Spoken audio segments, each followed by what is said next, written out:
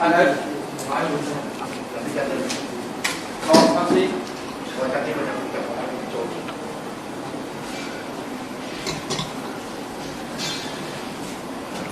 Trần Hơi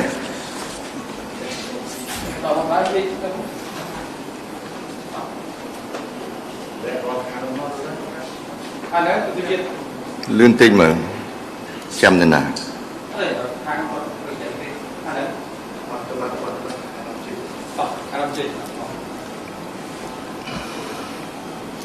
សម្ដេចទ្រង់អាយឧត្តមលោកជំទាវលោកស្រីអ្នកនាងកញ្ញាដែលកំពុងតាមដានសន្និសីទសារព័ត៌មានពីគេហដ្ឋានលោកស្រីបងប្អូនកូនក្មួយទាំងអស់ដែលជាអ្នកសារព័ត៌មានហើយដែលមានវត្តមាននៅទីនេះទេសនកិច្ចក្រៅប្រទេសលើកនេះរបស់សម្ដេចមហាបវរធិបតីហ៊ុនម៉ាណែតនាយករដ្ឋមន្ត្រីមានរយៈពេលវែងខុសធម្មតាសម្ដេចធិបតីផ្ដើមទេសនកិច្ចនៅកូឡាឡាំពូម៉ាឡេស៊ីជាទីដែលសម្ដេចធិបតីជួបរួមកិច្ចប្រជុំកំពូលអាស៊ាននិងកិច្ចប្រជុំកំពូលពាក់ព័ន្ធពីថ្ងៃ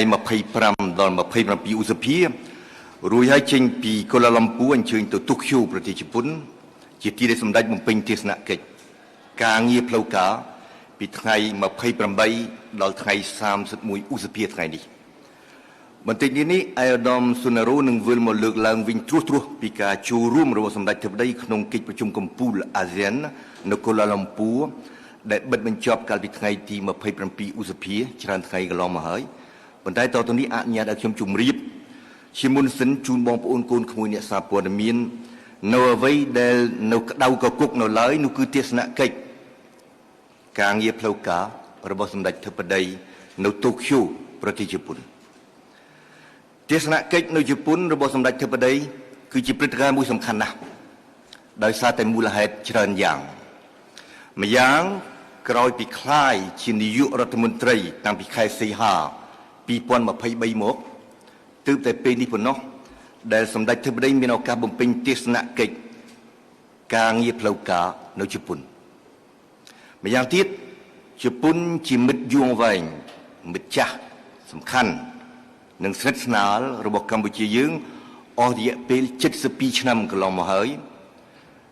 និងម្យ៉ាងចុងក្រោយសម្ដេចធិបតីរាជរដ្ឋាភិបាលកម្ពុជានិងប្រជាជនកម្ពុជាចងចាំជានិច្ចចងចាំមិនភ្លេចនៅទួនាទីយ៉ាងសកម្មរបស់មិត្តជប៉ុនក្នុងការជួយស្វែងរកសន្តិភាពជូនកម្ពុជានិងក្នុងការជួយអភិវឌ្ឍប្រទេសកម្ពុជាតរហូតមកទល់សព្វថ្ងៃទាំងអស់នេះសុទ្ធតែសង្កេតឃើញហើយទាំងអស់គ្នាច្បាស់ជាសង្កេតឃើញហើយថាអេដាមអ៊ីស៊ីប៉ាស៊ីហ្គេរីនាយករដ្ឋមន្ត្រីជប៉ុនរៀបចំទទួលសម្ដេចធិបតីយ៉ាងកក់ក្ដៅនិងយ៉ាងឱឡារិក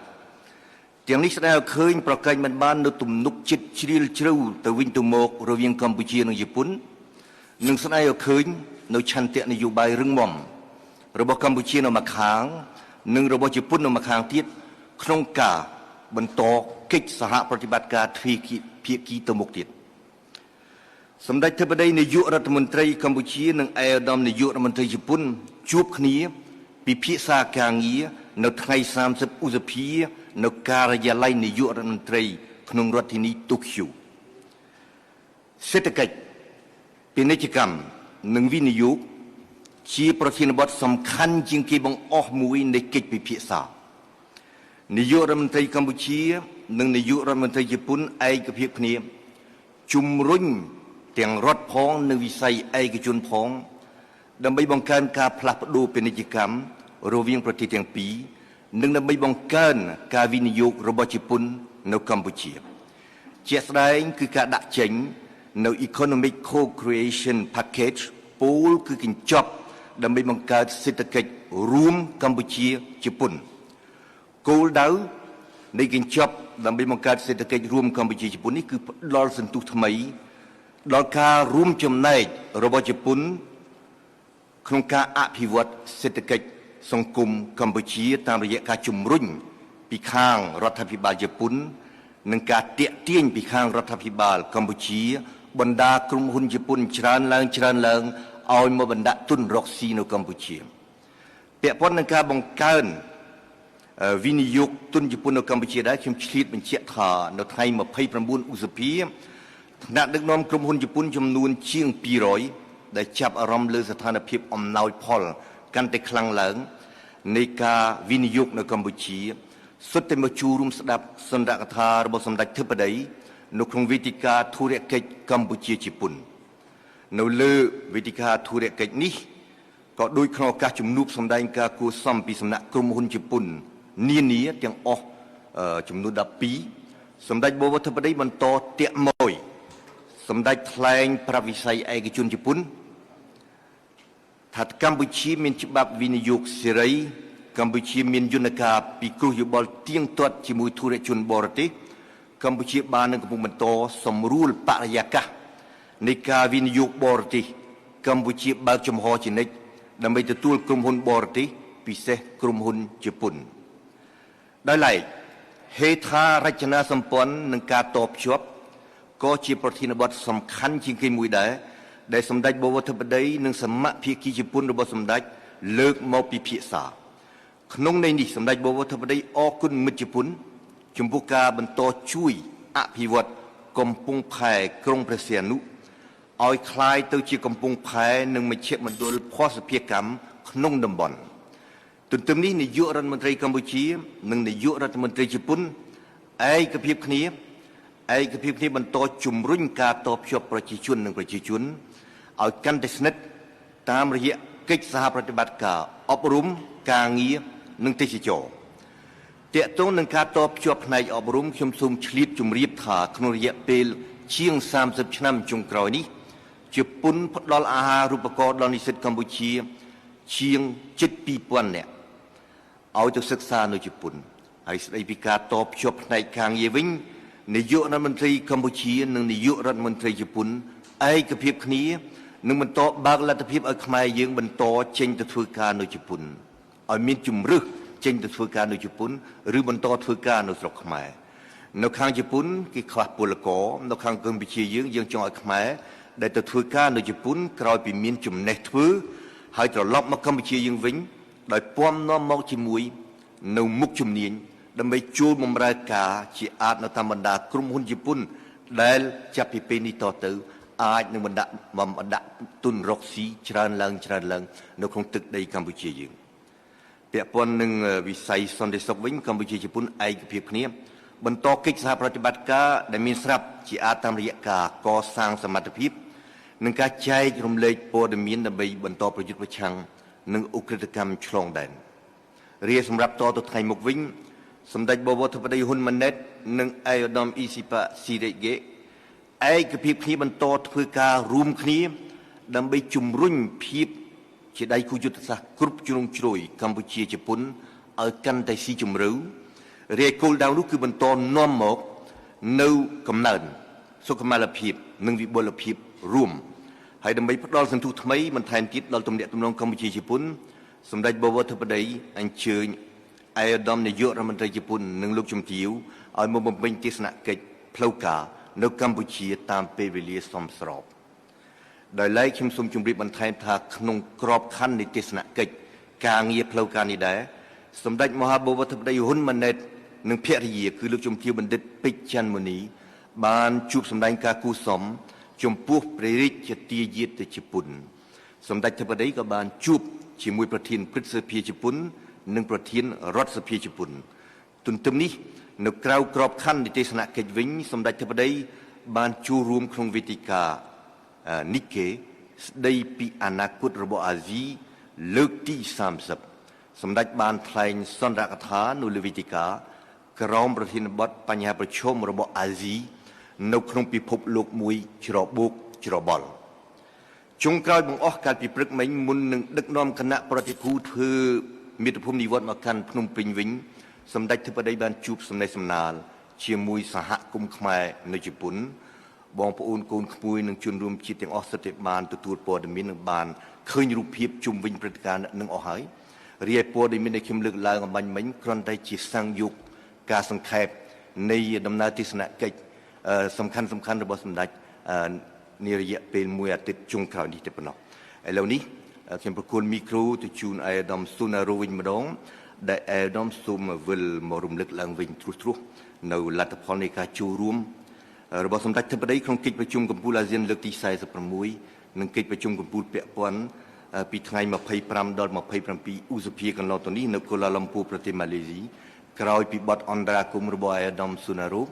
យើងទាំងពីរនាក់ត្រៀមខ្លួនឆ្លើយនឹងសំណួររបស់អស់លោកដែលជាអ្នកសារព័ត៌មានបាទសូមអរគុណបាទអរគុណអាដាមរដ្ឋមន្ត្រីសូមគ្រប់ជំរាបសួរបងប្អូនជនរួមជាតិទាំងអស់គឺព្រឹត្តិការណ៍កើតមក7ថ្ងៃមកហើយគឺកិច្ចប្រជុំកំពូលអាស៊ានក៏ប៉ុន្តែនៅមានហៅថាលទ្ធផលបង្ហាញជាសមិទ្ធផលចេញមកនៅតែរស់រវើកបាទគឺតាមសេចក្តីអញ្ជើញរបស់អាយដាមដាក់តូអាន់វ៉ាអ៊ីប្រាហ៊ីមនាយករដ្ឋមន្ត្រីនៃប្រទេសម៉ាឡេស៊ីនិងជាប្រធានអាស៊ានបដូវវេនឆ្នាំ2025គណៈប្រតិភូជាន់ខ្ពស់នៃរាជរដ្ឋាភិបាលកម្ពុជាដឹកនាំដោយសម្ដេចមហាបវរធិបតីហ៊ុនម៉ាណែតនាយករដ្ឋមន្ត្រីនៃព្រះរាជាណាចក្រកម្ពុជារួមដំណើរដោយលោកជំទាវបណ្ឌិតពេជ្រច័ន្ទមនីហ៊ុនម៉ាណែតឧត្តមភរិយារបស់សម្ដេចធិបតីបានអញ្ជើញចូលរួមកិច្ចប្រជុំកំពូលអាស៊ានលើកទី46កិច្ចប្រជុំកំពូលអាស៊ានក្រុមប្រឹក្សាសហប្រតិបត្តិការឈូងសមុទ្រលើកទី2និងកិច្ចប្រជុំកំពូលសេដ្ឋកិច្ចអាស៊ានក្រុមប្រឹក្សាសហប្រតិបត្តិការឈូងសមុទ្របូកនឹងប្រទេសចិននិងកិច្ចប្រជុំពាក់ព័ន្ធទៀតហើយអញ្ជើញចូលរួមក្នុងគណៈបដិភូក៏មានអាយដាមឧបនាយករដ្ឋមន្ត្រីនិងមន្ត្រីជាន់ខ្ពស់នៃរាជរដ្ឋាភិបាលព្រមទាំងថ្នាក់ដឹកនាំវិស័យឯកជនសភាពាណិជ្ជកម្មនិងសមាគមអ្នកអង្គការជាច្រើនរូបទៀតនាព្រឹកថ្ងៃ26ឧសភាឆ្នាំ2025ពិធីបើកកិច្ចប្រជុំកំពូលអាស៊ាន26លើកទី46បានរៀបចំឡើងយ៉ាងអលរិទ្ធនៅរដ្ឋធានីកូឡាឡាំពូបន្ទាប់ពីពិធីបើកគឺកិច្ចប្រជុំកំពូលលើកទី46បានដំណើរការសម័យប្រជុំពេញអង្គ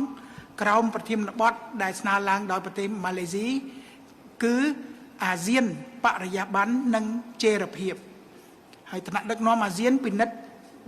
ឡើងវិញនៅការរីកចម្រើននៃការកសាងសហគមន៍អាស៊ាននិងមាគ៌ាឆ្ពោះទៅមុខពង្រឹងមជ្ឈត្តភាពអាស៊ាននិងឯកភាពអាស៊ានលើទំនាក់ទំនងអាស៊ានជាមួយនឹងដៃគូខាងក្រៅដែលមានស្រាប់និងថ្មីប្រមុខដឹកនាំក៏បានគូសបញ្ជាក់ផងដែរនៅសារៈសំខាន់នៃសហសមាហរណកម្មសេដ្ឋកិច្ចកាន់តែស៊ីជម្រៅនិងបង្កើនឡើ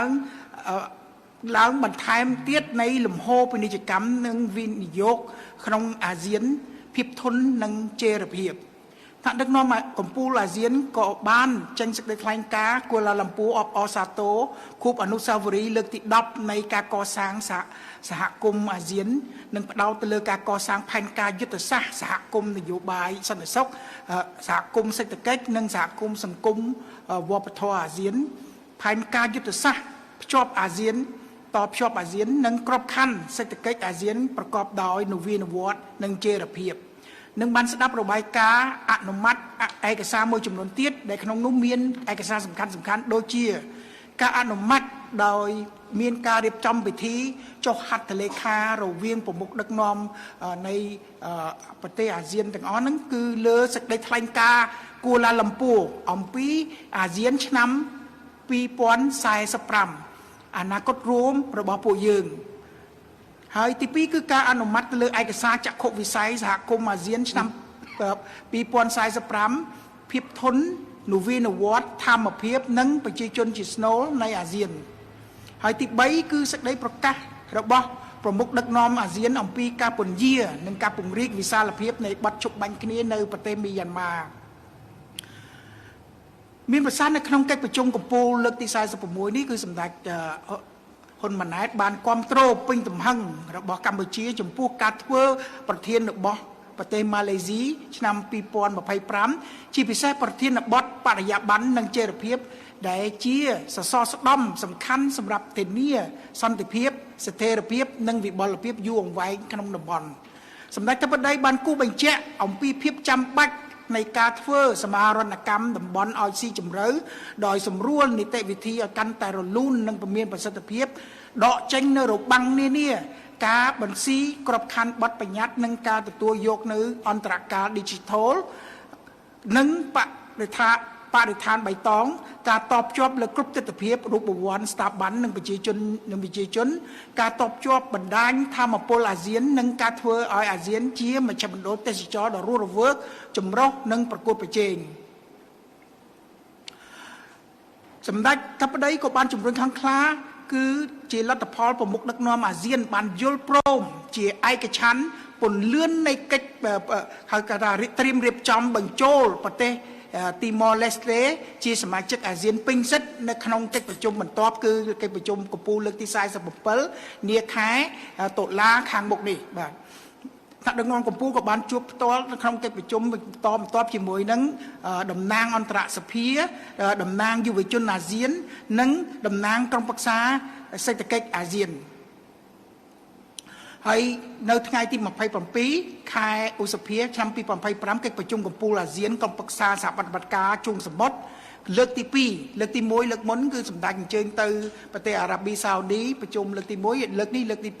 2បានជួបគ្នាហើយគួរបញ្ជាក់ថាទំនាក់ទំនងដៃគូសេដ្ឋកិច្ចរវាងអាស៊ាននិងក្រុមប្រឹក្សាជុំសហប្រតិបត្តិការជុំសមុទ្រនេះគឺកាន់តែមានទំហំកើនឡើងនៃពាណិជ្ជកម្មរហូតដល់133 ប៊ីលានដុល្លារថ្នាក់ដឹកនាំទាំងពីរបានបញ្ជាក់ជាថ្មីនៃសារៈសំខាន់នៃការបង្កើនលំហូរពាណិជ្ជកម្មនិងវិនិយោគជាពិសេសតាមរយៈការពង្រឹងទំនាក់ទំនងសហគមន៍ធុរកិច្ចនៃតំបន់ទាំងពីរថ្នាក់ដឹកនាំក៏បានពិភាក្សាលើការសិក្សាលទ្ធភាពក្នុងការបង្កើតកិច្ចព្រមព្រៀងពាណិជ្ជកម្មសេរីអាស៊ានកំពុក្សាសហប្រតិបត្តិការជុំសមុទ្រផងដែរហើយនៅក្នុងថ្ងៃ27នេះដែរគឺកិច្ចប្រជុំកំពូលមួយទៀតដែលមិនដែលធ្លាប់មានទេគឺកិច្ចប្រជុំកំពូលអាស៊ានកំពុក្សាសហប្រតិបត្តិការជុំសមុទ្រហើយបូកជាមួយនឹងប្រទេសចិនហើយប្រទេសចិនដឹកនាំដោយឯកឧត្តមនាយករដ្ឋមន្ត្រីលីខៀងដែលក្រុមប្រធានបទគឺការរួមបញ្ចូលគ្នានៃកលានុវត្តនភាពសេដ្ឋកិច្ចឆ្ពោះទៅរកវិបលភាពរួមដោយអភិមសាសនៅក្នុងកិច្ចប្រជុំកំពូលអាស៊ាន GCC និងចិននេះសម្ដេចធិបតីបានស្នើឲ្យពន្លឿនការបង្កើតកិច្ចព្រមព្រៀងពាណិជ្ជកម្មសេរីស៊ីជម្រៅរវាងអាស៊ាននិង GCC ដើម្បីពង្រីកទីផ្សារលើកកម្ពស់ការតភ្ជាប់ទំនិញសេវាកម្មនិងការវិនិយោគសម្ដេចធិបតីក៏បានកោតសរសើរដល់ការបញ្ចប់នៃការជោគជ័យក្នុងការដំឡើងកម្រិតតំបន់ពាណិជ្ជកម្មសេរីបញ្ចប់នៃការចរចាអាស៊ានសេរីនឹងអាស៊ានចិន 3.0 គឺនឹងទន្ទឹងរង់ចាំការចុះហត្ថលេខានារយៈពេលចុងឆ្នាំនេះការដំឡើងកម្រិតនេះនឹងគ្រប់គ្រងទំនាក់ទំនងសេដ្ឋកិច្ចអាស៊ានចិនបន្ថែមទៀតជាពិសេសលើវិស័យមួយចំនួនដូចជាវិស័យសេដ្ឋកិច្ច Digital សេដ្ឋកិច្ចបៃតងនិងការតភ្ជាប់ខ្សែសង្វាក់ផ្គត់ផ្គង់ជាដើមសម្ដេចធិបតីបានសង្កត់ធ្ងន់ថាកិច្ចប្រជុំកំពូលអាស៊ានកំពុងសហប្រតិបត្តិការជុំសមុទ្រនិងបូកនឹងចិនគឺជាគំរូនៃកិច្ចសហប្រតិបត្តិការនេះមានសក្តានុពលក្នុងការនាំមកនៅផលប្រយោជន៍ជារូបវ័ន្តដល់ប្រជាជននិងគំរូសម្រាប់ការចូលរួមរបស់អាស៊ានជាមួយនឹងដៃគូខាងក្រៅតែកាន់តែច្រើនឡើងក្រោមរបៀបវិរៈអាស៊ានសកលក្នុងន័យនេះសម្ដេចធិបតីបានស្វាគមន៍ការអនុម័តសេចក្តីប្រកាសរួមស្តីពីកិច្ចប្រជុំកំពូលអាស៊ានកំពុក្សាសហប្រតិបត្តិការជុំសមុទ្រនិងបូកនឹងចិនក្នុងការវត្តមានអមដំណើរសម្ដេចធិបតីអញ្ជើញចូលរួមកិច្ចប្រជុំកំពូលលើកទី46នេះក៏លោកជំទាវបណ្ឌិតពេជ្រមនីហ៊ុនម៉ាណែតឧត្តមភរិយារបស់សម្ដេចធិបតីក៏បានចូលរួមសកម្មភាពពិធីការជាន់ខ្ពស់សកម្មភាពវប្បធម៌ប្រពៃណីពិព័រណ៍មិត្តភាពនានាជាមួយភរិយានិងបណ្ដាប្រមុខដឹកនាំអាស៊ាននៅទីក្រុងកូឡាឡាំពួរផងដែរបាទអរគុណអាដាមស៊ូណារូខ្ញុំដឹងថាមានសំណួរច្រើនដោយសារព្រឹត្តិការណ៍ទូទៅមានលក្ខណៈចម្រុះម្ល៉េះហើយសូមអញ្ជើញសួរហើយប្រាប់ឈ្មោះហើយនឹងឈ្មោះស្ថាប័នផងរំលឹកឡើងវិញណាបាទអរគុណតាកតងនឹងអាស៊ានអាដាមស៊ូណារូនឹងឆ្លើយបើតាកតងនឹងទស្សនកិច្ចរបស់សម្ដេចនៅជប៉ុនខ្ញុំនឹងឆ្លើយតបបាទអរគុណជឿបាទ ខ្ញុំបាទសូមគោរពជំរាបសួរអាដាមរដ្ឋមន្ត្រីប្រតិភូអមនាយករដ្ឋមន្ត្រីទាំងពីររូបខ្ញុំបាទឈ្មោះទុំចន្ទធីពីទូរទស្សន៍ជាតិកម្ពុជាមានសំណួរចង់គោរពជំរាបសួរឯកឧត្តមតាក់ទងទៅនឹងកិច្ចការងារអាស៊ានក៏ដូចជាដំណើរបំពេញទស្សនកិច្ចការងារផ្លូវការរបស់សម្ដេចធិបតីទៅកាន់ប្រទេសជប៉ុនផងដែរដោយសំណួរជាដំបូងនេះខ្ញុំបាទចង់ជំរាបសួរថានៅក្នុងកិច្ចប្រជុំកំពូលអាស៊ាននៅប្រទេសម៉ាឡេស៊ីនេះយើងឃើញថាមេដឹកនាំអាស៊ានបានពិនិត្យឡើងវិញអំពីភាពជោគជ័យនៃចក្ខុវិស័យអាស៊ានឆ្នាំ2025ដូច្នេះឯកឧត្តមបណ្ឌិតសុនរោអាចបញ្ជាក់បានទេថាតើអ្វីទៅជាភាពជោគជ័យនៃចក្ខុវិស័យអាស៊ានឆ្នាំ2025ហើយនៅក្នុងនោះយើងឃើញថាមេដឹកនាំអាស៊ានក៏បានអនុម័តនៅចក្ខុវិស័យថ្មីបន្តទៀតដែរតើចក្ខុវិស័យនោះមានអ្វីខ្លះនៅក្នុងចក្ខុវិស័យជាបន្តទៀតនេះបាទឯកឧត្តមមួយវិញទៀតនៅក្នុងកិច្ចប្រជុំកំពូលអាស៊ានលើកទី46នេះមេដឹកនាំអាស៊ានក៏បានរំលេចអំពីសារៈសំខាន់នៃការធ្វើសមារណកម្មសេដ្ឋកិច្ចឲ្យកាន់តែស៊ីជម្រៅនៅក្នុងបរិបទដែលពិភពលោកកំពុងតែស្ថិតនៅក្នុងភាពស្មុគស្មាញនិងមិនប្រកបវិជ្ជាដូច្នេះខ្ញុំបាទសូមជម្រាបសួរថាតើអ្វីទៅជាអត្ថន័យនៃការធ្វើសមារណកម្មសេដ្ឋកិច្ចឲ្យកាន់តែស៊ីជម្រៅនៅក្នុងតំបន់អាស៊ាននេះសំណួរទី3សូមអនុញ្ញាតជម្រាបសួរឯកឧត្តមតាក់ទងទៅនឹងកិច្ចការងារទស្សនកិច្ចរបស់សម្ដេចនៅឯប្រទេសជប៉ុនឯកឧត្តមនៅក្នុងរាជរដ្ឋាភិបាលនីតិកាលទី7ដែលដឹកនាំដោយសម្ដេចមហាបវរធិបតីនាយករដ្ឋមន្ត្រីដោយឯកឧត្តមបានលើកឡើងថានេះជាទស្សនកិច្ចផ្លូវការលើកទី1របស់សម្ដេចទៅកាន់ប្រទេសជប៉ុនក្នុងគេថាកម្រិតទស្សនកិច្ចផ្លូវការតើរាជរដ្ឋាភិបាលនីតិកាលទី7នេះវិតម្លៃយ៉ាងដូចម្តេចចំពោះទំនាក់ទំនងក៏ដូចជាកិច្ចសហប្រតិបត្តិការរវាងកម្ពុជានិងជប៉ុនបាទខ្ញុំបាទមាន3សំណួរតែប៉ុណ្នេះបាទសូមអរគុណសូមអរគុណបើសិនជាអាយដាមសុនរូអនុញ្ញាតខ្ញុំសូមឆ្លើយលឿនហើយបកគោលពីសំណួរជូនអាយដាមតែម្ដងដូចខ្ញុំបានលើកឡើងក្នុងបទអន្តរាគមន៍បាញ់មិញអញ្ចឹងចំពោះសម្ដេចបវរធិបតីទេសនកិច្ចនៅជប៉ុននេះជាព្រឹត្តិការណ៍មួយសំខាន់ណាស់ទី1ពីពុទ្ធទំនាក់ទំនងការទូតកម្ពុជាមានចំណាស់72ឆ្នាំទី2ពីពុទ្ធជប៉ុនដើរតួនាទីសំខាន់ណាស់ក្នុងអភិក្រមស្វែងរកសន្តិភាពឲ្យកម្ពុជាហើយទី3ពីព្រោះជប៉ុនក៏ដើរតួនាទីសំខាន់ណាស់ដែរក្នុងដំណាក់កាលនៃការកសាងសេដ្ឋកិច្ចសង្គមកម្ពុជាឡើងវិញរហូតមកទល់សប្តាហ៍ថ្ងៃក្នុងនាមជាប្រទេសផ្ដល់ជំនួយអភិវឌ្ឍដល់កម្ពុជាហើយម្ល៉េះហើយចំពោះសម្ដេចបវរធិបតីទំនាក់ទំនងកម្ពុជាជប៉ុនគឺជាមិត្តភាពយូរអង្វែងស្និទ្ធស្នាលនិងប្រកបដោយទំនុកចិត្តជ្រាលជ្រៅទៅវិញទៅមកបន្តមកទៀតជប៉ុនដើរតួនាទីសំខាន់ណាស់ក្នុងវិស័យពាណិជ្ជកម្មវិនិយោគនិងសេដ្ឋកិច្ចនៅកម្ពុជាហើយក្នុងនេះចំពោះសម្ដេចបវរធិបតីជប៉ុនជាដៃគូសេដ្ឋកិច្ចដ៏សំខាន់មួយរបស់កម្ពុជាហើយដោយឡែកកម្ពុជាយល់ឃើញថាតួនាទីរបស់ជប៉ុនយ៉ាងហោចណាស់ក៏នៅអាស៊ីអាគ្នេយ៍ដែរជាកត្តាមួយចាំបាច់ពិសេសក្នុងការរក្សាលើកស្ទួយស្ថិរភាពនិងសន្តិភាពនៅក្នុងតំបន់ហើយទន្ទឹមនេះជប៉ុនមើលឃើញថាកម្ពុជាជាដៃគូកន្លឹះមួយរបស់ជប៉ុននៅក្នុងអាស៊ានម្ល៉េះហើយនៅត្រង់នេះសម្ដេចបវរធិបតីយល់ឃើញថាទំនាក់ទំនងកម្ពុជាជប៉ុនគឺជាទំនាក់ទំនងយុទ្ធសាស្ត្រដើម្បីសន្តិភាពក្នុងតំបន់ជារួមសម្រាប់រាជរដ្ឋាភិបាលកម្ពុជាដឹកនាំដោយសម្ដេចបវរធិបតីហ៊ុនម៉ាណែតជប៉ុនជាមិត្តពិសេសមួយក្នុងចំណោមបណ្ដាមិត្តពិសេសដទៃផ្សេងទៀតរបស់កម្ពុជាជប៉ុនជាដៃគូសេដ្ឋកិច្ចរបស់កម្ពុជាហើយជប៉ុនក៏ជាដៃគូយុទ្ធសាស្ត្រតំបន់មួយរបស់កម្ពុជាពិសេសក្នុងក្របខ័ណ្ឌយុទ្ធសាស្ត្រនៃការបង្កើតនិងរក្សាការពារស្ថិរភាពនិងសន្តិភាពបាទអរគុណណាស់ចំពោះសំណួររបស់ទូតកម្ពុជាយើងដឹងសំណួរខ្លីតែតាមពិតវែងណាស់វែងខ្លាំងពីព្រោះថាគាត់សួរអំពីជោគជ័យនៃហៅថាការអនុវត្តនៃសហគមន៍អាស៊ានឆ្នាំ2025យើងត្រូវដឹងប្រវត្តិវាបន្តិចគឺតាំងពីឆ្នាំ2015មកម្លេះតាំងសម័យនោះគឺសម័យដែរសម្ដេចតេជោលោកនៅជានាយករដ្ឋមន្ត្រីគឺមានកិច្ចប្រជុំមួយនៅកូឡាលំពួរនឹងផងដែរគឺបានប្រជុំដើម្បីចេញសេចក្តីថ្លែងការណ៍មួយថារៀបចំអំពីហៅថាសហគមន៍អាស៊ានឆ្នាំ2025 បាទសម្រាប់រយៈពេល10ឆ្នាំពី2015 2025ហើយក៏មានពិធីចុះហត្ថលេខាដូចលើកនេះដែរអញ្ចឹងដែរគឺលើកនឹងមុនគឺសម្ដេចដេជោហើយតំណាងបណ្ដាប្រទេសដទៃទៀតដូចឧទាហរណ៍ដូចនាយករដ្ឋមន្ត្រីវៀតណាមងឿងទឹងយុងនាយករដ្ឋមន្ត្រីបណ្ដាប្រទេសប្រធានាធិបតីបណ្ដាប្រទេសដទៃទៀតគឺដើម្បីធ្វើយ៉ាងណាប្រមូលផ្ដុំនៃកិច្ចសហប្រតិបត្តិការជំរុញកសាងសហគមន៍អាស៊ាននេះឲ្យប្រមូលផ្ដុំទៅលើ3គេហៅថាធំ3ចំណុចធំគឺទី1គឺខាងសហដែលថាសសរស្តម្ភនៃនយោបាយសន្តិសុខទី2គឺសសរស្តម្ភសេដ្ឋកិច្ចនិងទី3ទៀតគឺសសរស្តម្ភសង្គមនិងវប្បធម៌3នេះគឺមានមន្ត្រីជាន់ខ្ពស់គឺទទួលបន្ទុកតែម្ដងដើម្បីធ្វើយ៉ាងណាជំរុញឲ្យកិច្ចការនេះហើយកិច្ចការនេះវាស៊ីជម្រៅមានវែងឆ្ងាយមែនទែនគឺថាឧទាហរណ៍ដូចខាងវិស័យខាងនយោបាយនិងសន្តិសុខចឹងគឺធ្វើមិនកសាងសហគមន៍ដែលផ្អែកទៅលើច្បាប់ហើយយកប្រជាជនជាស្នូលហើយអនុវត្តនៃហៅថាធម្មនុញ្ញការសហជីវជាតិអាស៊ានរដ្ឋធម្មនុញ្ញរបស់អាស៊ានការជំរុញឲ្យមានការយល់និងកោតសរសើរលើប្រព័ន្ធច្បាប់និងវប្បធម៌ប្រវត្តិសាស្ត្រនៃបណ្ដាប្រទេសរៀងៗខ្លួនពីព្រោះអាស៊ានគឺជា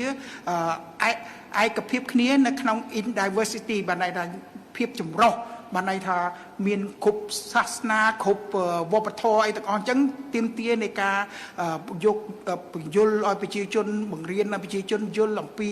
គេហៅថាភាពចម្រុះនៃប្រវត្តិសាស្ត្រនៃវប្បធម៌ប្រពៃណីសាសនាអីរបស់អាស៊ាននឹងដើម្បីធ្វើយ៉ាងណាឲ្យកាន់តែគិតជិតស្និទ្ធគ្នាក្នុងការតបជាប់រវាងប្រជាជននិងប្រជាជនអីជាដើមហ្នឹងហើយមានខំសារវាបើនិយាយពីលោកអ៊ិតគឺថាវាច្រើនមែនទែនចឹងហើយខ្ញុំគ្រាន់តែចង់និយាយថាក្នុងរយៈពេល10ឆ្នាំកន្លងមកនេះជំហាននៃការអនុវត្តសម្រាប់នៃសេចក្តីថ្លែងការណ៍កូឡាលំពួរឆ្នាំ2015សម្រាប់កសាងសហគមន៍អាស៊ានឆ្នាំ2025នេះបានសម្រេចបាន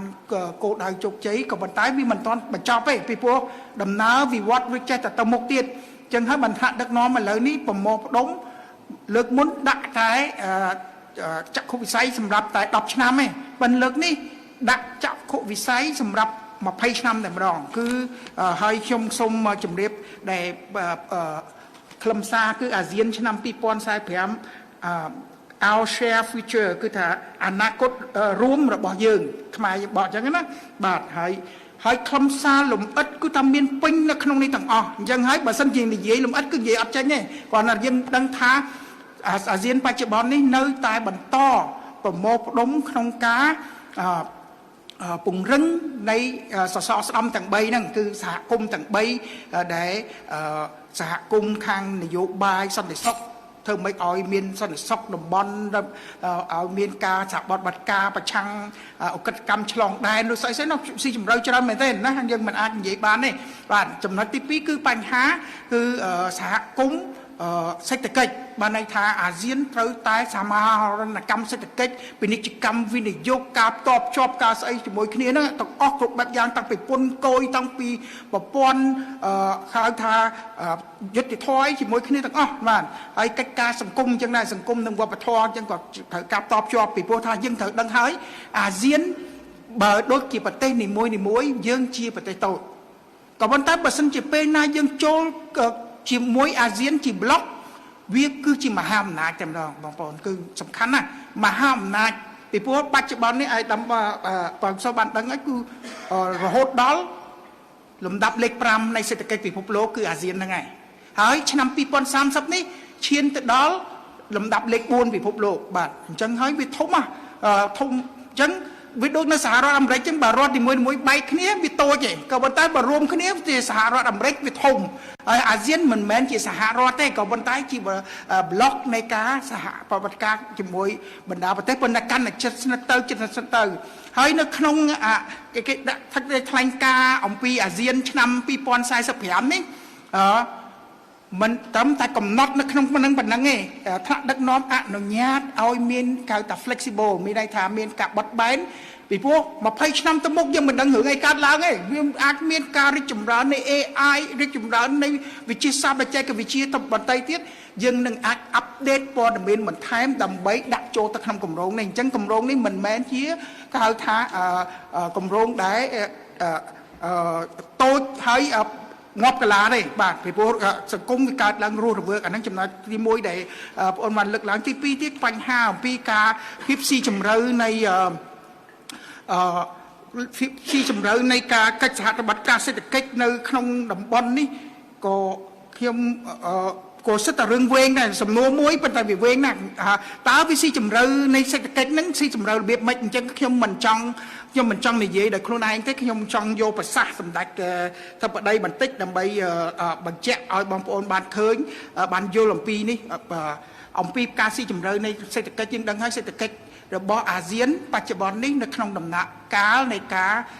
វាថាមានការច្បូកច្បល់ពិភពលោកមែនទែនជាពិសេសពាណិជ្ជកម្មនេះឯងយើងដឹងស្រាប់ហើយណាអញ្ចឹងហើយมันអាចបាញ់ប្រមាណទុកជាមុនទេអញ្ចឹងហើយអាស៊ានធ្វើពាណិជ្ជកម្មជាមួយនឹងបណ្ដាប្រទេសក្រៅអាស៊ាននឹងប្រហែល 80% ហើយធ្វើសេដ្ឋកិច្ចជាមួយលក់ដូរជាមួយផ្ទៃក្នុងខ្លួនឯងបានតែ20ដល់ 21% ទេវាតិចណាស់អញ្ចឹងថាដឹកនាំឃើញថាគួរតែយើងគឺថាពង្រឹងនៃការធ្វើពាណិជ្ជកម្មក៏ដូចជាធ្វើវិនិយោគនៅផ្ទៃក្នុងនឹងឲ្យបានតបជាប់នឹងឲ្យបានច្រើនជាងនឹងអញ្ចឹងបានសម្ដេចបានលើកបញ្ជាក់អំពីការចាំបាច់ធ្វើសមាហរណកម្មតំបន់ឲ្យស៊ីជម្រៅនិងពង្រឹងកិច្ចសហប្រតិបត្តិការជាមួយដៃគូដែលមានចំណាប់អារម្មណ៍ដើម្បីធានាថាអាស៊ាននៅតែជាតំបន់ដែលមានស្ថិរភាពដែលអាចព្យាករណ៍ទុកជាមុនក្នុងអំឡុងពិភពលោកដែលកាន់តែមានភាពមិនច្បាស់លាស់ដើម្បីបង្កើនពាណិជ្ជកម្មនៅក្នុងអាស៊ានសម្ដេចធិបតីបានសង្កត់ធ្ងន់ទៅលើសារៈសំខាន់នៃការសម្រួលដំណើរការនីតិវិធីឲ្យកាន់តែរលូននិងមានប្រសិទ្ធភាពហើយការដកចេញនៅរបាំងនានាការស៊ីក្របខ័ណ្ឌបទបញ្ញត្តិនិងការទទួលយកអន្តរការ digital និងបរិស្ថានបៃតងក្នុងការបង្កើតទីផ្សារតំបន់ដែលគ្មានរបាំងនិងមានភាពធន់សម្ដេចក៏សង្កត់ធ្ងន់អំពីអាស៊ានត្រូវតែពង្រឹងការតបជាប់គ្នាលើគ្រប់ទិដ្ឋភាពរូបវ័ន្តស្ថាប័ននិងប្រជាជននេះរួមបញ្ចូលជំរុញគំនិតដោយផ្ដើមយុទ្ធសាស្ត្រកលឹះដូចជាការតបជាប់បណ្ដាញធម្មពលអាស៊ាន Power Grid បាទដើម្បីសម្រេចបាននៅគោលដៅរួមនៃការកាត់បន្ថយការសាយភាយអូស្មန်កាបូនផងនិងការអភិវឌ្ឍប្រកបដោយបរិយាបន្ននិងលើកកម្ពស់ទេសចរណ៍នៅក្នុងតំបន់បាទសំណួរបន្ថែមសូមជឿមកលោកវណ្ណសរាយពី Fresh News សូមជឿបាទសូមគោរពអាយដាមរដ្ឋមន្ត្រីប្រតិភូអមនាយករដ្ឋមន្ត្រីទាំងពីររូបខ្ញុំបាទវណ្ណសរាយមកពីខាងអង្គភាពព័ត៌មាន Fresh News ខ្ញុំមាន2សំណួរជូនទៅអាយដាមសូណារ៉ូពាក់ព័ន្ធទៅនឹងដំណើរការនៅអាស៊ានទី1គឺក្នុងកិច្ចប្រជុំកំពូលអាស៊ានលើកទី46នៅម៉ាឡេស៊ីនេះបានប្រកាសយល់ព្រមទទួលទីម៉ូនឹងក្លាយជាសមាជិកពេញសិទ្ធិនៅចុងឆ្នាំនេះទីមួនេះទម្រាំបានคลายជាសមាជិកពេញសិទ្ធិគឺមានការជួយជ្រោមជ្រែងខ្លាំងពីកម្ពុជាជាពិសេសគឺក្នុងដំណាក់កាលនៃការដឹកនាំរបស់សម្ដេចតេជោហើយគ្រប់គ្រងបន្តដោយសម្ដេចមហាបវរធិបតីតែម្ដងដូច្នេះតើសម្ដេចធិបតីនៅក្នុងកិច្ចប្រជុំកំពូលអាស៊ាន46នេះបានថ្លែងអ្វីខ្លះទេពាក់ព័ន្ធនឹងបញ្ហានេះហើយសម្រាប់អាយដាមវិញតើមានការយល់ឃើញអីយ៉ាងម៉េចដែរចំពោះតួនាទីកម្ពុជាលើការងារជួយជ្រោមជ្រែងទីមួឲ្យคลายជាសមាជិកពេញសិទ្ធិរបស់អាស៊ាននេះទី2នៅម៉ាឡេស៊ីនេះក្រៅពីក្របខ័ណ្ឌកិច្ចប្រជុំកំពូលអាស៊ានទៅគឺសម្ដេចមហាបវរធិបតីនឹងបានជួបទ្វេភាគីនឹងជាមួយបណ្ដាប្រទេសជាច្រើននៅឈូងសមុទ្រជាប្រទេសនៅឈូងសមុទ្រផងតើការពង្រីកទំនាក់ទំនងរវាងកម្ពុជានិងបណ្ដាប្រទេសឈូងសមុទ្រពាកនេះគឺជាទិសដៅថ្មីជាយុទ្ធសាស្ត្រថ្មីអីបន្ថែមទៀតរបស់កម្ពុជាជាពិសេសរបស់សម្ដេចមហាបវរធិបតីឬយ៉ាងណាដែរបាទខ្ញុំសូមពីសំណួរនេះពាក់ព័ន្ធនឹងអាស៊ានហើយទៅជប៉ុននេះខ្ញុំចង់ផ្ដើមសំណួរទី1ពាក់ព័ន្ធទៅនឹងឃើញថាពេលដែលមុនសម្ដេចអញ្ជើញទៅទស្សនកិច្ចនេះឃើញថាគេបានយកប្រធានបទតំណាងរាស្ត្ររបស់បកប្រឆាំងនៅជប៉ុនអាចថាយកជា យុទ្ធសាស្ត្រក្នុងការវាយសម្ពងលើដំណើរទស្សនកិច្ចរបស់សម្ដេចអីដែរដូច្នេះតើព្រឹត្តិការណ៍នោះបញ្ហានោះវាបានបង្អាក់ឬក៏រំខានអីដល់ដំណើរទស្សនកិច្ចរបស់សម្ដេចឬក៏ធ្វើឲ្យល្អកកអីដល់កិច្ចចរចាឬក៏ទំនាក់ទំនងរវាងកម្ពុជាជប៉ុនអីដែរទេហើយក្នុងជំនួបទាំងអស់ហ្នឹងធម្មតាក្រមប្រឆាំងនៅកម្ពុជាគេតែងតែថាទៅដល់ជប៉ុននឹងលើកឡើងរឿងប្រជាធិបតេយ្យរឿងអីនៅកម្ពុជារបស់យើងដែលតែងតែមានកន្លងមកដែលគេលើកហ្នឹងអញ្ចឹងនៅពេលដែលជួបមួយនាយករដ្ឋមន្ត្រីជប៉ុនសភាជប៉ុនអីហ្នឹងតើគេបានលើកឡើងពីរឿងប្រជាធិបតេយ្យអីសិទ្ធិសេរីភាពបញ្ចេញមតិនយោបាយអីនៅកម្ពុជារបស់យើងដែរទេបាទនេះសំណួរទី1របស់ខ្ញុំទី2ខ្ញុំចង់ដឹងថាតើកម្ពុជាក្នុងដំណាក់កាលនៃការដឹកនាំរបស់សម្ដេចនាយករដ្ឋមន្ត្រីបច្ចុប្បន្ននេះតើមានការគ្រប់គ្រងអីយ៉ាងម៉េចដែរអំពីតួនាទីរបស់ជប៉ុននៅលើឆាកអន្តរជាតិនេះព្រោះឥឡូវអន្តរជាតិច្រើនច្រើនពួកបង្កើតគ្នាអីច្រើនហើយសម្រាប់កម្ពុជាជាប្រទេសមួយដែលនៅកំពុងតែមានតួនាទីអីសំខាន់នៅក្នុងតំបន់អីទាំងដែរហ្នឹងតើមានការគ្រប់គ្រងអីយ៉ាងម៉េចដែរបាទសំណួរទី3ជាធម្មតាជប៉ុនត្រូវបានចាត់ទុកថាជាប្រទេសមួយដែលរីកលូតលាស់លឿនមែនទែនក្រោយសង្គ្រាមលោកលើកទី2ហើយជាពិសេសក្រោយពេលរងការខ្ទេចខ្ទាំក្រោមទម្ងន់ក្របបែករបស់អាមេរិកផងហ្នឹងតែរីកលូតលាស់លឿនតើសម្ដេចធិបតីមានបានមើលឃើញពីគំរូភាពណាមួយនៃកិច្ចអភិវឌ្ឍរបស់ជប៉ុនដើម្បីយកមកជាផ្នែករៀនសូត្រអីសម្រាប់កិច្ចអភិវឌ្ឍកម្ពុជាដែរទេបាទខ្ញុំមានមួយសំណួរទៀតសំណួរចុងក្រោយរបស់ខ្ញុំឃើញថាពេលដែលសម្ដេចអញ្ជើញទៅជប៉ុននោះការងារច្រើនហើយប៉ុន្តែវាគប់ជួនអីមានបញ្ហានៅក្នុងប្រទេសអញ្ចឹងឃើញថាភាពមិនច្របូកច្របល់របស់សម្ដេចឃើញថាបានបញ្ចប់ទាំងរឿងទស្សនកិច្ចនៅជប៉ុនហ្នឹងទៅដោយ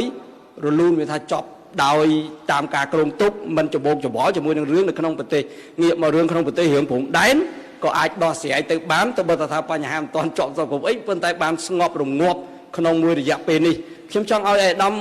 អាចរំលឹកបានទេថាកន្លែងនេះវាជាភាពបកែនៃភាពជាអ្នកដឹកនាំរបស់នាយករដ្ឋមន្ត្រីដែរទេអាដាមបាទសូមអរគុណលោកវ៉ាន់ស្រាយសំណួរច្រើនណាស់ដូច្នេះខ្ញុំសូមអញ្ជើញអាដាមសុនារូឆ្លើយបាទចំពោះសំណួរអំពីការចូលអាស៊ានរបស់អ៊ីស្ទីម៉ូយើងដឹងហើយអ៊ីស្ទីម៉ូតាំងពីបានធ្វើទទួលឯករាជ្យពីឥណ្ឌូនេស៊ីឆ្នាំ1970ឆ្នាំ1999មកគឺលោកមានប្រាថ្នាចង់ចូលរួមតំបន់អាស៊ានពីព្រោះថាគាត់គឺជាភូមិសាស្ត្រនយោបាយនៅក្នុងអាស៊ានប៉ុន្តែប្រទេសគាត់គឺនៅគឺថាក្រីក្រមែនទែនហើយរួចហើយក៏នៅមានភាពខ្វះខាតច្រើនណាស់ទាំងធនធានមនុស្សហេដ្ឋារចនាសម្ព័ន្ធអីគ្រប់បែបយ៉ាងអញ្ចឹងហើយការសុបិនរបស់គាត់បងចង់ចូលនឹងវាអូរយៈពេលយូរហើយរហូតដល់ឆ្នាំ2011បានអ៊ីស្ទីម៉ូធ្វើសំណើបានចូលទៅជាអាស៊ានហើយជាពិសេសគឺការជ្រោមជ្រែងច្រើនបំផុតគឺមកពីភាគីកម្ពុជាយើងដែលជាយើងនិយាយអស់ទៅយើងជាប្អូនបើអញ្ចឹងហើយអ៊ីស៊ីម៉ូនឹងបន្តទៅជាប្អូនបើទៀតហើយលើកក្រោយហ្នឹងអញ្ចឹងជាពិសេសគឺមនោសញ្ចេតនាដ៏ជ្រាលជ្រៅរបស់សម្ដេចដេជោហ៊ុនសែនលោកជានិច្ចកាលគ្រប់គ្រងហើយយើងដឹងហើយសម្ដេចធិបតីក៏ខំគ្រប់វេទិកាដែលខ្ញុំក្នុងរយៈពេល2ឆ្នាំនេះឲ្យតែជួបថ្នាក់ដឹកនាំអាស៊ានលោកតែងតែ lobby បាទតែងតែ lobby ហើយជាពិសេសគឺសម្ដេចដេជោលោក lobby ក្នុងវេទិកាផងតាមរយៈទូរស័ព្ទផងតាមរយៈហៅថាលោកមានហៅវោហាស័ព្ទក្នុងការបញ្ចុះបញ្ចូលហើយក៏ដូចជាមានប្រជាប្រិយភាពទៀតអញ្ចឹងហើយអ្នកដឹកនាំអាស៊ានគោរពសម្ដេចដេជោដូចដែលនៅឥណ្ឌូនេស៊ីបានផ្ដល់ងាររបស់លោកគឺរដ្ឋបរោះនៃតំបន់អាស៊ីអាគ្នេយ៍ហ្នឹងគឺពិតប្រាកដណាស់គឺលោកបានជាឥទ្ធិពលច្រើនណាស់ទៅលើកិច្ចការនេះហើយលោកបានធ្វើដោយព្យាយាមដោយអំណត់ហើយសម្ដេចធិបតីចុងក្រោយនេះលោកក៏បានក្នុងវេទិកាកិច្ចប្រជុំកម្ពុជាអាស៊ានឆ្នាំលើកទី46នេះលោកក៏បានរំលឹកឡើងវិញនៃការគ្រប់គ្រងយ៉ាងខ្លាំងនិងជាប់លាប់របស់កម្ពុជាចំពោះសមាជិកភាពពេញលេញរបស់អ៊ីទីម៉ូឡេស្តេនៅក្នុងអាស៊ាននៅក្នុងឆ្នាំនេះហើយដោយសារការជំរុញទាំងអស់នេះហើយដែលលទ្ធផលគួរឲ្យភ្ញាក់ផ្អើលគឺដឹកនាំបណ្ដាប្រទេសអាស៊ានទាំងអស់បានគ្រប់គ្រងជាឯកច្ឆន្ទតែម្ដងឯកច្ឆន្ទមិនតែគ្មានប្រទេសណាជំទាស់ទេឲ្យអ៊ីស្ទីម៉ូទៅ ជាសមាជិកផ្លូវការនៅខែ10នេះកិច្ចប្រជុំកំពូលលើកទី47ហើយក៏ប៉ុន្តែដោយសារតែអ៊ីស្ទីម៉ូក៏នៅមានបែបបត់មួយចំនួនដែលចាំបាច់មុននឹងចូលអាស៊ានគេហៅថាមុននឹងចូលអេតាស៊ីវិលហ្នឹងគឺត្រូវតែមានតម្រូវការចាំបាច់ចឹងហ្មងចឹងហើយឥឡូវនេះធ្វើយ៉ាងណាអាស៊ាននឹងគេបង្កើត task force មួយដើម្បីជួយអ៊ីស្ទីម៉ូហ្នឹងពន្លឿននៃការបញ្ចូលគេហៅថា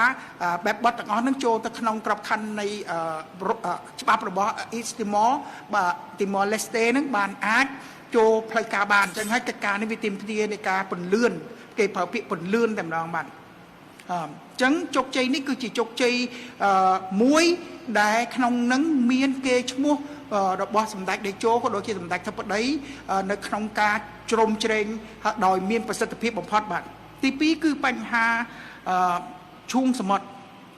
បាទបញ្ហាឈូងសមុទ្រខ្ញុំឆ្លើយដល់នោះបាទពីព្រោះថាលើកនេះតាំងពីលើកមុនម៉ែគឺប្រជុំនៅអារ៉ាប៊ីសាអូឌីគឺយើងមានកិច្ចប្រជុំអាស៊ានជាមួយនឹងហៅថាកម្មប្រឹក្សាសហប្រតិបត្តិការឈូងសមុទ្រដែលមាន6ប្រទេសហើយ6ប្រទេសនេះសុទ្ធតែប្រទេសដែលមហាសាលប្រេងហើយថាវិការលុយកាក់អីច្រើនមែនទេបាទក្នុងនឹងមានប្រទេសអារ៉ាប៊ីសាអូឌីមានប្រទេសគុយវ៉េតមានប្រទេសបារ៉ែនមានប្រទេសអារ៉ាប់អេមីរ៉េតប្រទេសអូម៉ង់ប្រទេសកូតាបាទអញ្ចឹងហើយការតបភ្ជាប់រវាងតំបន់មជ្ឈមបូព៌ាក៏ដូចជាប្រទេសនៅអាស៊ាននេះយើងដឹងហើយអាស៊ានគឺតំបន់សេដ្ឋកិច្ចដែលរីកចម្រើនលឿនជាងគេបំផុតមានល្បឿនលឿនជាងគេបំផុតក្នុងពិភពលោកចំណែកនៅ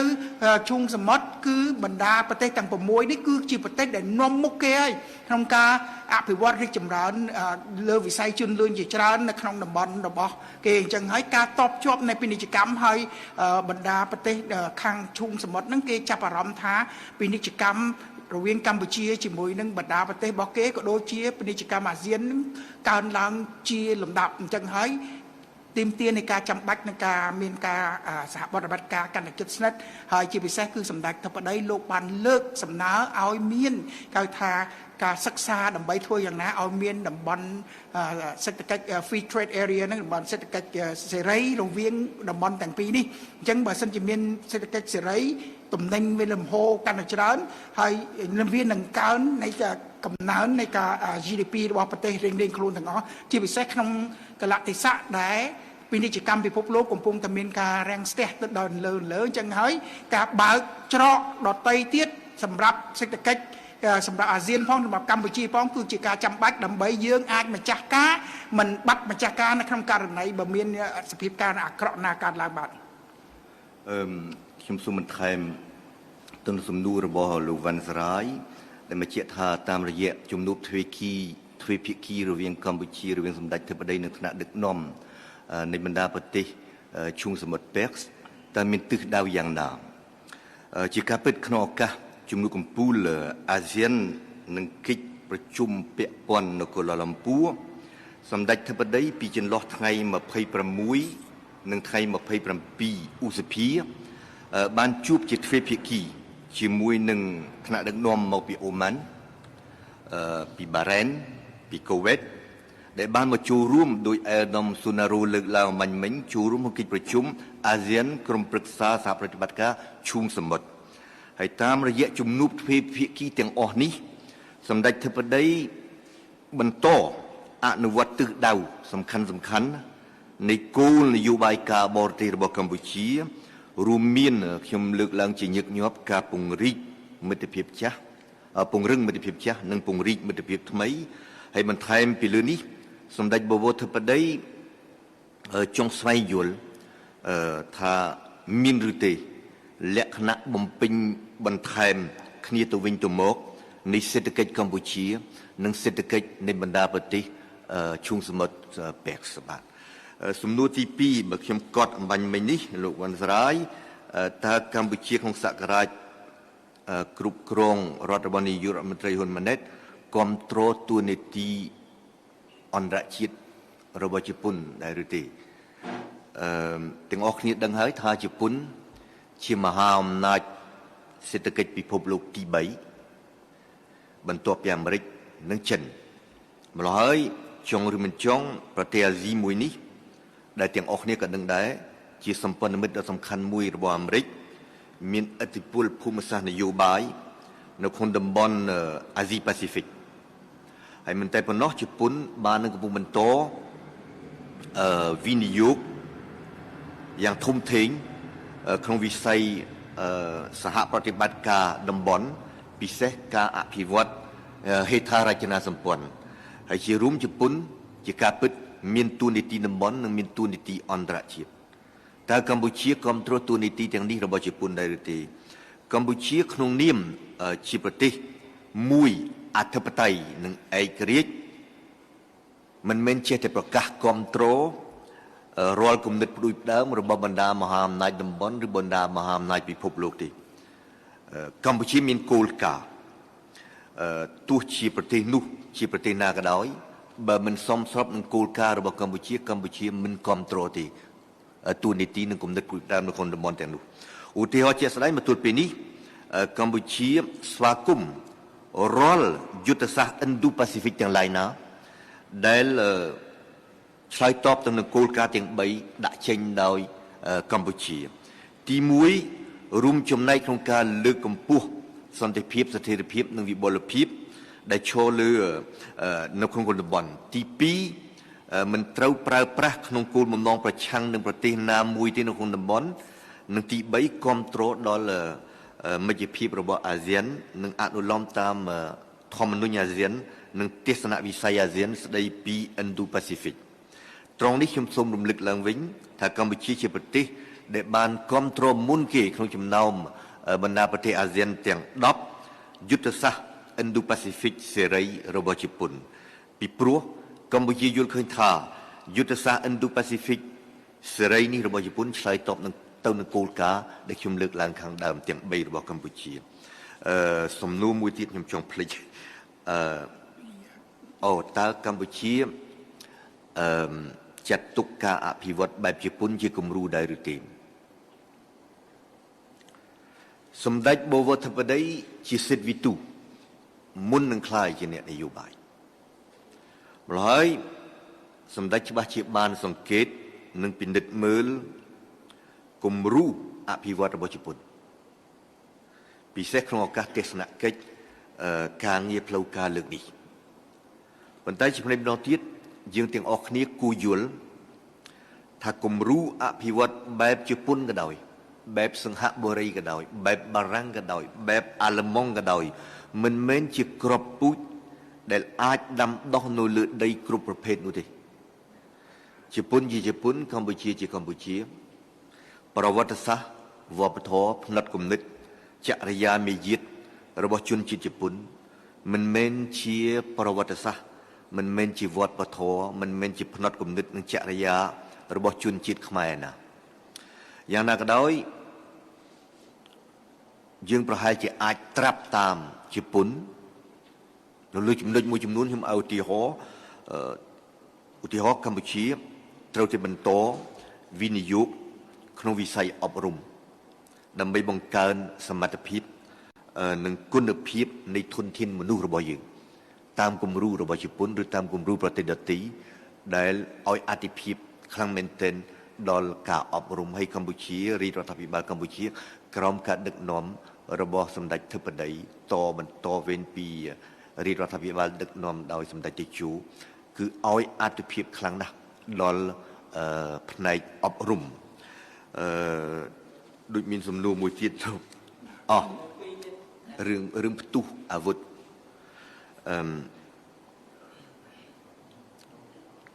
ទាំងអស់នេះច្បាស់ជាបានស្ដាប់ខ្លឹមសារនៃកិច្ចសំណេះសំណាលរវាងសម្ដេចធិបតីនិងសហគមន៍ខ្មែរនៅតូក្យូកាលពីព្រឹកមិញបាទម្ល៉េះហើយរាល់ចម្លើយរបស់ខ្ញុំទៅនឹងសំណួរនេះទោះឆ្លើយល្អយ៉ាងណាក៏ដោយវានៅស្ទើរបើប្រៀបទៅនឹងការលើកឡើងយ៉ាងលម្អិតរបស់សម្ដេចធិបតីខ្ញុំគ្រាន់តែចង់បញ្ជាក់បន្ថែមបន្តិចថាតាំងពីថ្ងៃផ្ទុះអាវុធ រហូតដល់មុនឡើងយន្តហោះធ្វើមាតុភូមិនិវត្តន៍ត្រឡប់មកកម្ពុជាវិញក្នុងថ្ងៃរសៀលទី31ឧសភានេះសម្ដេចបវរធិបតីតាមដានរហូតការអភិវឌ្ឍនៃសភាពការទូទៅនៅជាយដែនតាមរយៈការតាក់ទងជាប្រចាំជាមួយឯកឧត្តមឧបនាយករដ្ឋមន្ត្រីក្រសួងការពារជាតិឯកឧត្តមអគ្គមេបញ្ជាការនិងឯកឧត្តមមេបញ្ជាការកងទ័ពជើងគោកហើយដោយសម្ដេចបវរធិបតីគូបញ្ជាក់រួចហើយថាគឺសម្ដេចផ្ទាល់តែម្ដងដែលជាអ្នកបញ្ជាពីតូក្យូប្រទេសជប៉ុនឲ្យចល័តទ័ពទៅជាដែនគឺជាការអនុវត្តហើយនេះគឺជាការគូបញ្ជាក់របស់សម្ដេចដែរគឺជាការអនុវត្តផែនការបំរុងរបស់កងទ័ពក្នុងការត្រៀមការពារបូរណភាពទឹកដីកម្ពុជាយើងហើយសភាពការទូទៅក្នុងគ្រានេះវិលមករកភាពស្ងប់ស្ងាត់វិញហើយខ្ញុំឆ្លៀតពេលនេះសូមអំពាវនាវឲ្យប្រជាពលរដ្ឋផ្ដល់ការទុកចិត្តចំពោះរាជរដ្ឋាភិបាលនិងកងទ័ពនៃប្រទេសរបស់យើងក្នុងការស្វែងរកដំណោះស្រាយនៅជាដែនដោយតម្កល់ឧត្តមផលប្រយោជន៍ជាតិជាធំនិងជាអតិភិបមានសំណួរមួយទៀតដែលលោកវ៉ាន់ស្រ័យអូខេ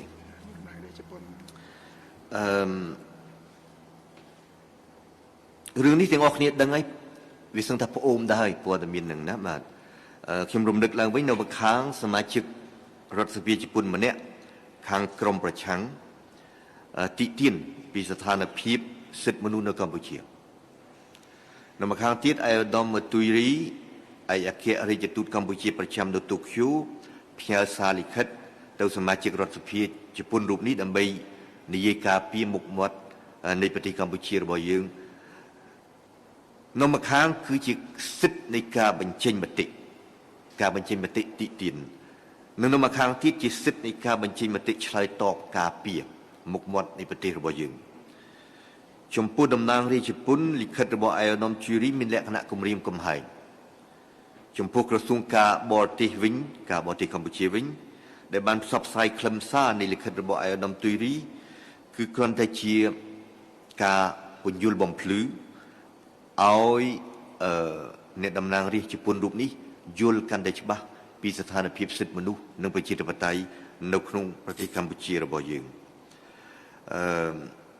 ប៉ុន្តែในឱកាសទេសនកិច្ចរបស់សម្ដេចធិបតីនៅជប៉ុនជាមួយថ្នាក់ដឹកនាំទាំងអស់ថ្នាក់ដឹកនាំកម្ពុជាទាំងអស់របស់ជប៉ុនរឿងរ៉ាវនេះមិនត្រូវបានលើកឡើងឡើយពីខាងភាគីជប៉ុនក៏អត់ពីខាងភាគីកម្ពុជាក៏អត់ផ្ទុយទៅវិញលោកបញ្ជាក់សួរមិញថាតើអាចប៉ះពាល់ដល់ទំនាក់ទំនងរវាងកម្ពុជានិងជប៉ុនដែរទេសំណួររបស់ខ្ញុំបង្កប់ចម្លើយខ្ញុំបង្កប់ចម្លើយឲ្យស្រេចហើយថាវាមិនអាចប៉ះពាល់ដល់ទំនាក់ទំនងកម្ពុជាជប៉ុនទេផ្ទុយទៅវិញដូចខ្ញុំបានលើកឡើងអញ្ចឹងលើកនេះទេសនកិច្ចនេះជាឱកាសសម្រាប់ឲ្យកម្ពុជានិងជប៉ុនបដិញ្ញាចិត្តរួមគ្នាផ្ដល់សន្ទុះថ្មីដល់កិច្ចសហប្រតិបត្តិការរវាងគ្នាតាមរយៈកញ្ចប់ដើម្បីសេដ្ឋកិច្ចកម្ពុជាជប៉ុនដែលខ្ញុំបានលើកឡើងបាញ់មិញបាទសូមអរគុណ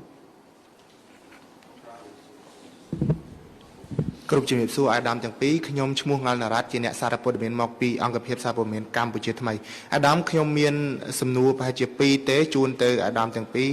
ក្នុងនោះខ្ញុំសូមជូនទៅអាដាមសូណារ៉ូអាដាមនៅក្នុងកិច្ចប្រជុំកំពូលអាស៊ានមុននេះអាដាមក៏បានលើកឡើងដែរពីអាស៊ានជជែកគ្នាពីបញ្ហាមីយ៉ាន់ម៉ា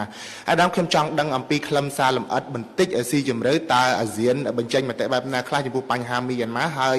តើប្រមុខដឹកនាំរបស់កម្ពុជាសម្ដេចធិបតីបញ្ចេញទស្សនៈបែបណាដែរមួយទៀតជូនទៅអាដាមហ្សង់ហ្វ្រង់សួតានមុននេះខ្ញុំបានតាមដាននៅភាសារបស់អាដាមថានៅពេលជួបជាមួយនាយករដ្ឋមន្ត្រីជប៉ុនបានបង្ហាញការគាំទ្រទៅលើកំពង់ផែស្វយ័តប្រសេនុរបស់កម្ពុជាឲ្យคล้ายទៅជាមជ្ឈមណ្ឌលភស្តុភារកម្មនៅក្នុងតំបន់កាលពីចុងឆ្នាំ2023កន្លងទៅតាមខ្ញុំចាំសម្ដេចមហាបវរធិបតីហ៊ុនម៉ាណែតបានអញ្ជើញបើកការដ្ឋានសាងសង់ចំណតផែកុងតឺន័រទឹកជ្រៅប្រវែង350ម៉ែត្រជម្រៅទឹកជាង10ម៉ែត្រហើយគិតមកទល់ពេលនេះខ្ញុំសូមបញ្ជាក់ថាគម្រោងនេះគ្រោងនឹងចាយពេលសាងសង់ខ្ទង់36ខែដែលគ្រោងនឹងបញ្ចប់នៅឆ្នាំ2026ខាងមុខនេះ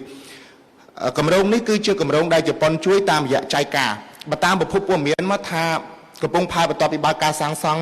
មកទល់ឥឡូវសញ្ញានៃការវិវត្តការសាងសង់លទ្ធផលនៃការសាងសង់គឺនៅមានកម្រិតនៅឡើយតើនៅក្នុងជំនួបជាមួយភាគីជប៉ុនសម្ដេចមានបានជជែកនិងជំរុញឲ្យជប៉ុនជួយផ្ដល់ពន្លឿនផ្ដល់សន្ទុះនៃការសាងសង់ឲ្យលឿនហើយចាប់តាមការគ្រោងទុកដែរទេមួយទៀត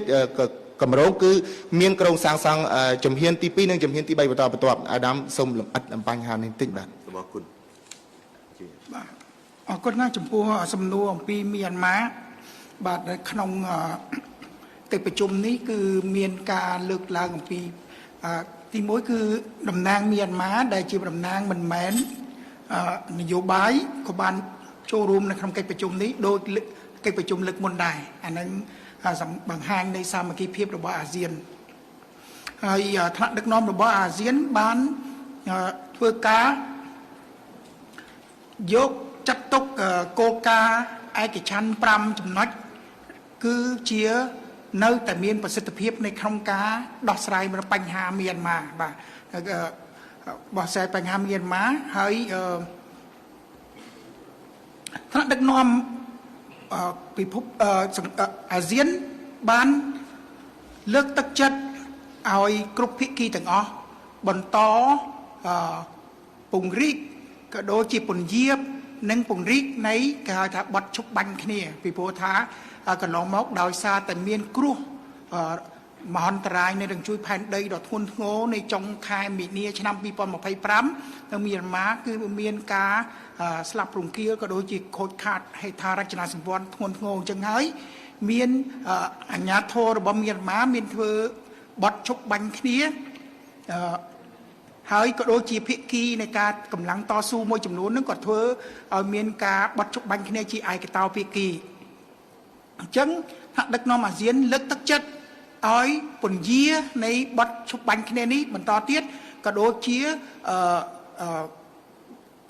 បត់ជប់បាញ់នៃការហៅថាឯកតោភាគីនេះហើយក៏ពង្រីកវិសាលភាពនៃបទជប់បាញ់ឲ្យបានទូលំទូលាយទៅតាមបណ្ដាតំបន់ដទៃទៀតហើយក៏ដូចជាកោតទោសចំពោះនៃការហៅថាវាយលុកទៅលើជនដែលជាជនស៊ីវិលបាទជាជនស៊ីវិលហើយធ្វើយ៉ាងណាបង្កលក្ខណៈឲ្យប្រជាជនមីយ៉ាន់ម៉ាក្នុងការស្វែងរកដំណោះស្រាយដែលដឹកនាំអូនand lead បានន័យថាដឹកនាំក៏ដូចជាម្ចាស់ការដល់ប្រជាជនមីយ៉ាន់ម៉ាក្នុងការដោះស្រាយការវិបត្តិនយោបាយនៅប្រទេសមីយ៉ាន់ម៉ានេះអញ្ចឹងហើយលើកនេះចង់មិនចង់ថ្នាក់ដឹកនាំអាស៊ានបន្តបើថាជំរុញឲ្យប្រធានអាស៊ានក៏ដូចជាបេក្ខជនរបស់អាស៊ាននឹងបន្តក្នុងការជួយឲ្យដំណើរការរបស់ភាគីមីយ៉ាន់ម៉ានេះបណ្ដាភាគីទាំងអស់នេះធ្វើយ៉ាងណាកាត់បន្ថយនៃអំពើហិង្សាក៏ដូចជាពង្រីកនៃការបត់ជប់បាញ់ដើម្បីបង្កលក្ខណៈងាយស្រួលសម្រាប់ក្នុងការផ្ដល់ថាជំនួយមនុស្សធម៌ពីព្រោះយើងដឹងហើយក្រោយគ្រោះមហន្តរាយហ្នឹងគឺជំនួយមនុស្សធម៌ចាំបាច់ណាស់ហើយជំនួយមនុស្សធម៌នេះត្រូវបានបែងចែកដោយមិនមានការរើសអើងហើយទៅគ្រប់ទីតាំងដែលមានការត្រូវការចាំបាច់អញ្ចឹងហើយនេះគឺជាខ្លឹមសារដែលកិច្ចប្រជុំកំពូលលើកទី46អំពីភូមិមីយ៉ាន់ម៉ាសូមអរគុណដូចលោកបានលើកឡើងអញ្ចឹងហើយដូចខ្ញុំបានលើកឡើងនៅក្នុងបទអន្តរាគមន៍របស់ខ្ញុំខាងដើមសម្ដេចបវរធិបតីអរគុណមិត្តជប៉ុនអរគុណនាយករដ្ឋមន្ត្រីជប៉ុនដែលបាននឹងកំពុងបន្តអនុវត្តគម្រោងសាងសង់កំពង់ផែកុងតឺន័រទឹកជ្រៅក្នុងន័យធ្វើកំពង់ផែទីក្រុងព្រះសីហនុនឹងคล้ายជាកំពង់ផែនិងមជ្ឈមណ្ឌលភស្តុភារកម្មក្នុងតំបន់លោកថាតាំងពីបើកការដ្ឋានមកនៅចុងខែធ្នូឆ្នាំ2023មកมันមានអ្វីលេចចេញជារូបរាងធំដុំនៅឡើយ គម្រោងនេះជាគម្រោងមួយធំដែលនាយករដ្ឋមន្ត្រីជប៉ុនបានបញ្ជាក់អះអាងឡើងវិញជម្រាបទៅសម្ដេចបវរធិបតីថាជប៉ុនគាំទ្រពេញទំហឹងហើយនឹងអនុវត្តដោយសំណុំពររបស់កម្ពុជាតាមរយៈដំណាក់កាល3ជំហានជំហានទី1បើខ្ញុំនៅចាំគឺ2024-2026ជំហានទី3ត្រូវចប់នៅឆ្នាំ2030រហូតយើងនៅមានពេលច្រើនឆ្នាំតទៅទៀតដើម្បីតាមដានទាំងអស់គ្នាការវិវត្តទៅនៃការប្រែក្លាយកំពង់ផែក្រុងព្រះសីហនុឲ្យទៅជាកំពង់ផែនិងមជ្ឈមណ្ឌលភស្តុភារកម្មនៅក្នុងតំបន់ពីពេលនេះតទៅជឿជាក់ជឿខ្ញុំចុះសកម្មភាពក្នុងការដៅទៅរកការអនុវត្តនឹងធ្វើឲ្យគម្រោងនេះលេចចេញជារូបរាងពីពេលនេះដល់ឆ្នាំ2030គឺជាការពិតជាក់ស្ដែងសូមអរគុណ